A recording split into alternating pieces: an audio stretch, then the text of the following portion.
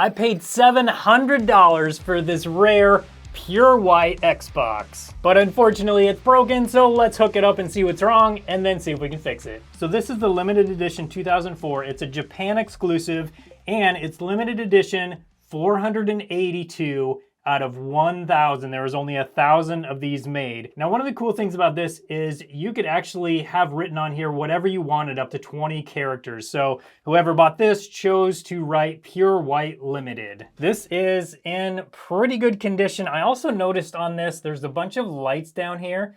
I think that must be a custom mod because I didn't see any others that were for sale on eBay that had this. Now, I don't know for sure, but we'll find out once we open it up. But before we do that, let's give it a test and see what it does. Okay, and we are all hooked up. It turns on, that's good news. And it shows something on the screen right away. Okay, ooh.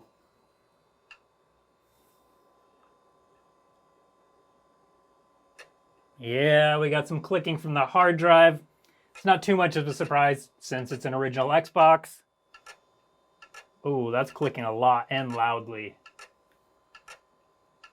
I'm kind of surprised it's even gotten this far. Let's see if the eject works. Ah, it does eject, that's good.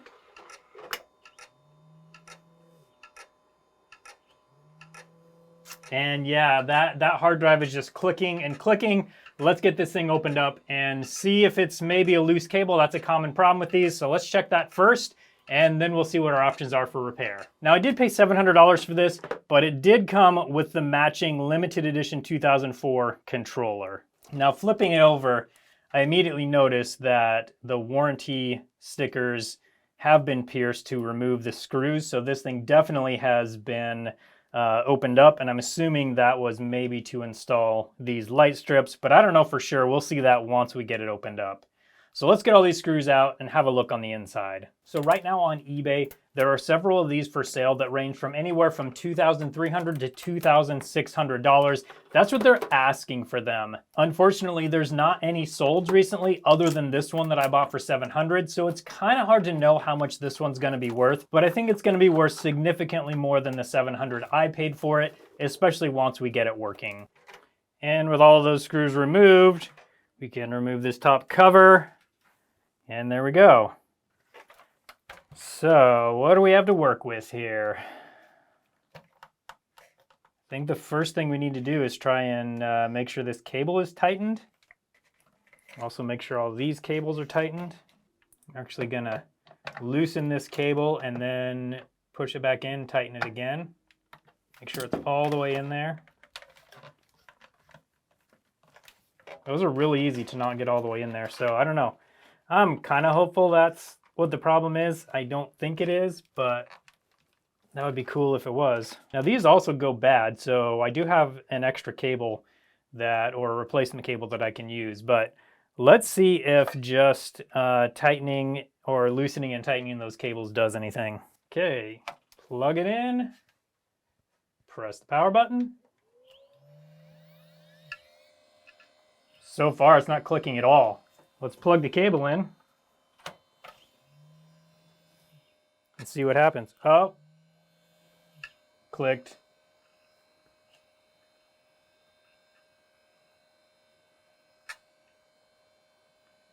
It's still clicking, not as... there we go. Bummer. It's always great when that fixes these things.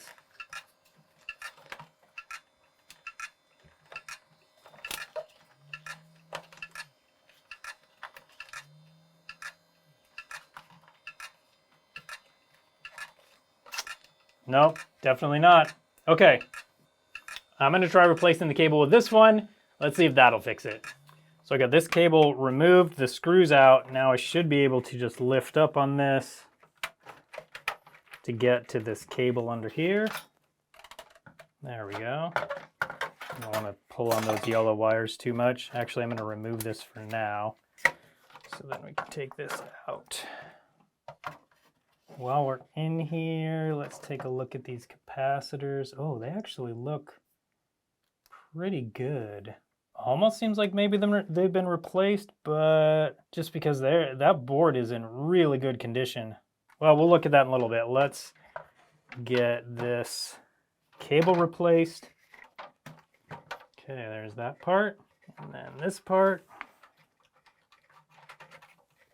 Okay, and then this part.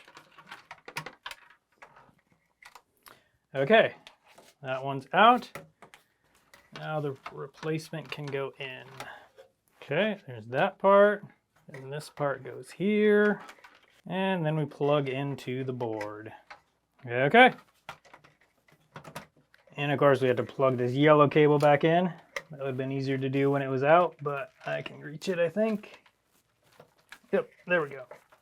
All plugged in. Let's see what happens.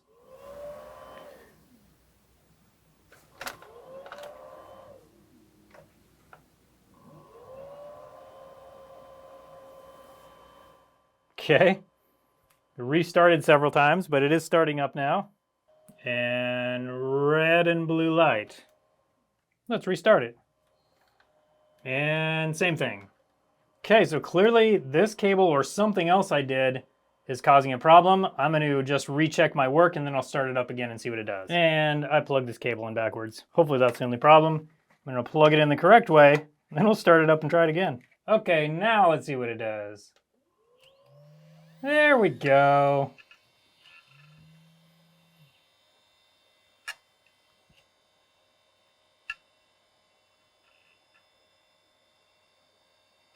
And the hard drive is still clicking pretty badly. There we go. All right, let's turn it back off.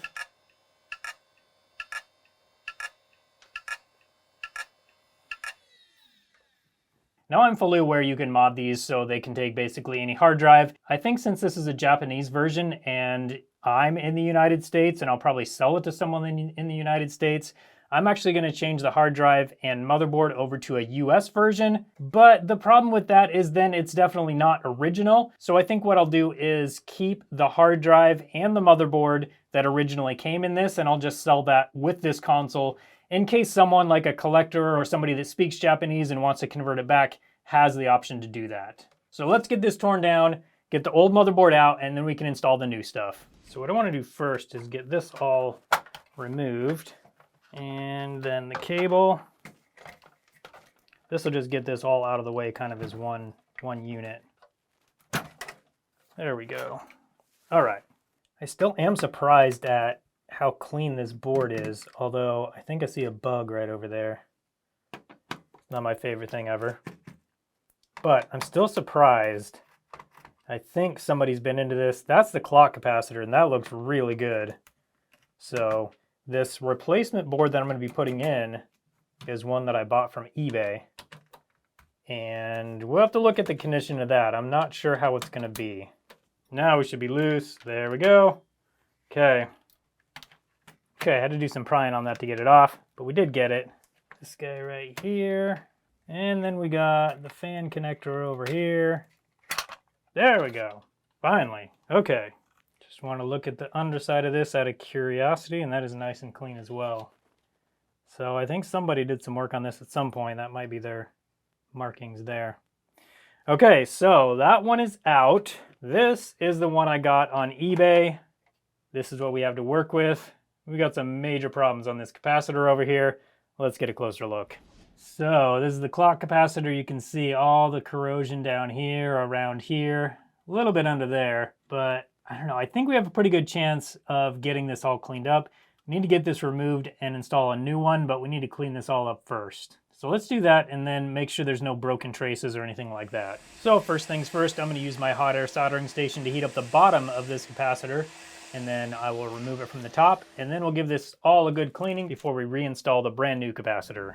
Now I wanted to double check this to make sure that it was as clean as possible. I'm glad I did.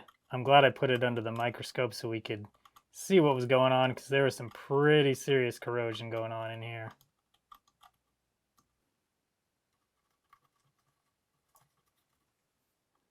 Now this doesn't really matter as far as installing the new capacitor, because it goes right here and right here. And so this hole isn't actually used, but I still want to get all the corrosion out of here that I can, because it can kind of like spread, and it can also kind of like eat away the traces of these things. So, okay, that is looking much better. Although the more I scrape away, the more stuff comes out. I feel like a dentist right now.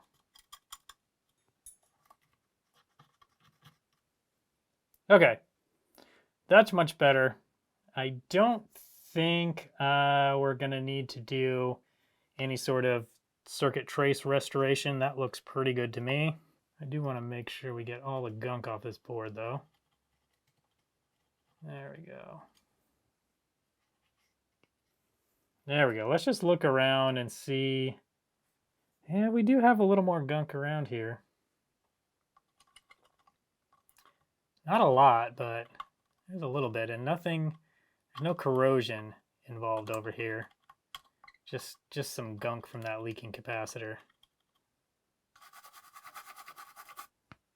Let's clean these guys up a little better. Okay, now we need to just install this new clock capacitor. Goes right there. Then we'll be ready to get this back installed into the Xbox, because I don't think I'm going to replace any of the other capacitors. They all look really good. And looking a little closer at this capacitor right here, one of the legs is definitely broken off, so we need to replace that too. I'm just going to bend this and break the other leg off real quick so we can clean up underneath it. There we go. So I'm going to get that cleaned up, and we'll get those two capacitors replaced. Now, there are a number of ways that we could go about installing these capacitors. What I'm going to do is use a solder sucker to suck the solder out of these holes and these holes. So I'll come in with my soldering iron and add some fresh solder, and then I'll use the solder sucker to pull all of the solder out. With the solder kind of recessed down in the hole right here, it's kind of hard to actually get that heated. So if I add some solder to my iron, it can reach down in there and connect to this solder, and then all be melted at once. It's actually not working that great. I'm going to do it from the bottom, which I actually need to do because I forgot that I didn't pull the legs off of this one.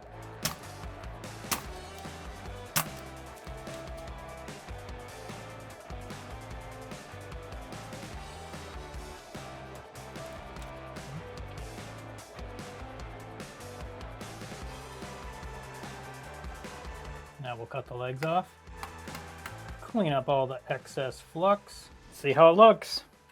Looks great.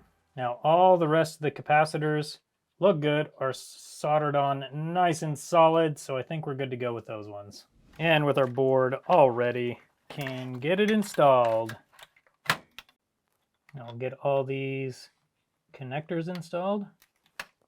Okay, now we just need to get the screws in, and then we can get that hard drive replaced or swapped over. So old hard drive, this is the hard drive that came with that board that I bought on eBay.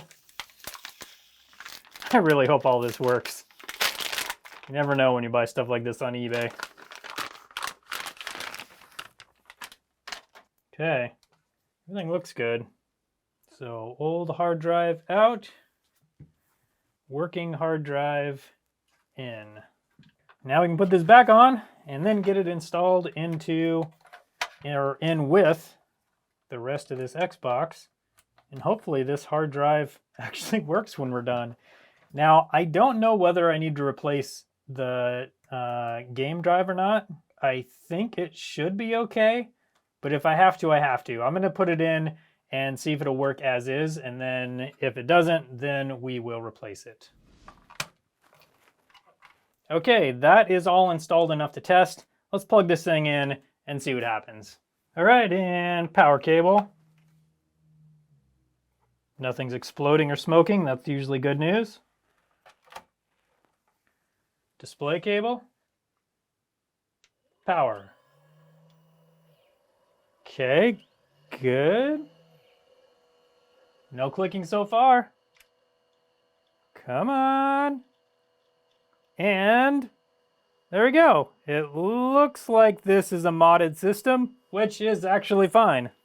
get the controller plugged in and see what we got here.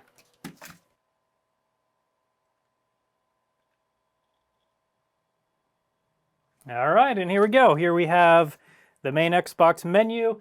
Now we need to see if this thing will play disc, though. Not only do we not know if this disk drive works, we don't know if it will play a disc since it came from a Japanese version. And, oh, I was going to say it won't even eject. Here we go.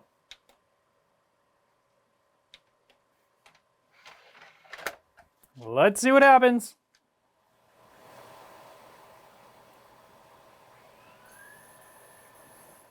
I do hear it spinning up, so that's good. And here we go, the disk drive totally works.